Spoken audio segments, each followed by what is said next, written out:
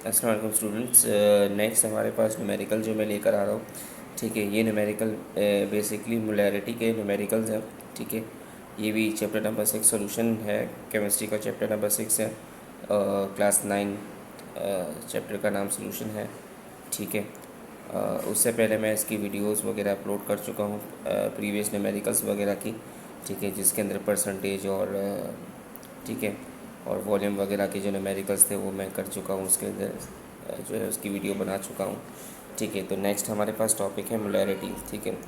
अब इसका पहला न्यूमेरिकल है, इसलिए हमने इसके अंदर नंबर 1 करके डाला मोलैरिटी का, ठीक है। तो ये हमारे पास बुक की एक एग्जाम्पल है, ठीक है। तो आज उसको सॉल्व करते हैं। लिखा हुआ 20 gram of table salt NaCl जो है वो डिज़ोल्व हुआ है किसमें 500 सेंटीमीटर क्यूब में of a solution. Calculate the molarity of the solution. आपने मोलैरिटी मालूम करनी है सोल्यूशन की, ठीक है। तो अगेन आप क्या करेंगे, ऐसी बात है, सबसे पहले हमारा काम ही यही है डेटा बनाना।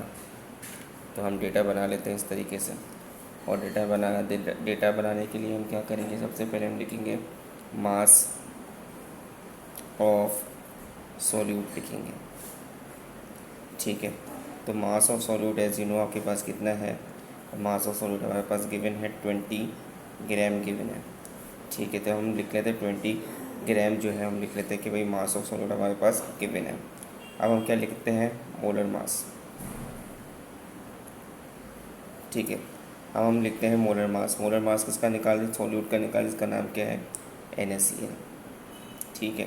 तो भाई NaCl का जो एटॉमिक मास होता है वो कितना होता है, ठीक है। पहले हम सोडियम का निकालेंगे। तो सोडियम का होता है हमारे पास 23 होता है, ठीक है।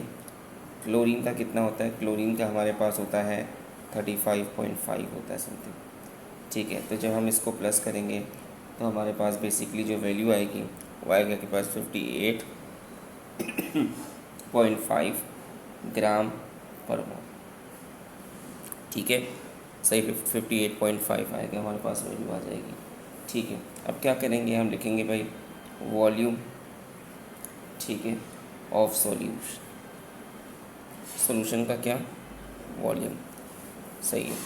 तो सॉल्यूशन का वॉल्यूम हमारे पास कितना है, कितना गिवन है 500 गिवन सेंटीमीटर क्यूब, ठीक है। मालूम क्या करनी है, मोलैरिटी मालूम करनी है, ठीक है। तो इसका मतलब is equal to question mark. अब मोलैरिटी मालूम करने के लिए फॉर्मूला क्या होता है, ठीक है। मोलैरिटी मालूम करने के लिए फॉर्मूला होता है मास ऑफ सॉल्यूट,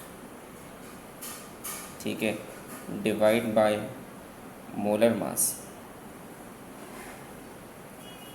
मल्टीप्लाई बाय 1000, फिर इसके बाद करें डिवाइड बाय वॉल्यूम, शॉर्ट लिख रहा हूँ, वॉल्यूम ऑफ सॉल्यूशन, ठीक है। ये हमारे पास फॉर्मूला है। मास of solute divide by molar mass, मतलब NaCl का जो मोलर मास निकला है 58.5 वाला, ठीक है।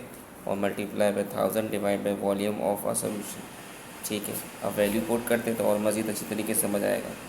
तो हम लिख लेते हैं यहाँ पर मोलर मास ऑफ सॉल्यूट कितना है 20 है, ठीक है। इसके ऊपर हम लिखेंगे नीचे मोलर मास 58.5 आ रहा है, ठीक है। इसको हम लिखेंगे डिवाइड करने के लिए 1000 से डिवाइड करेंगे और उसके बाद नीचे क्या लिखेंगे 500 सेंटीमीटर क्यूब, सही है।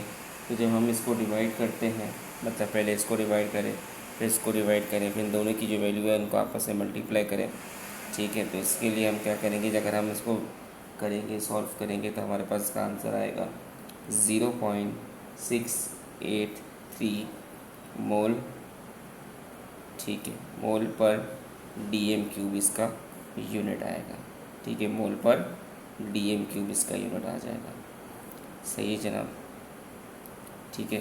तो ये हमने क्या मालूम की, ये हमने मोलैरिटी मालूम कर लिया, ओके।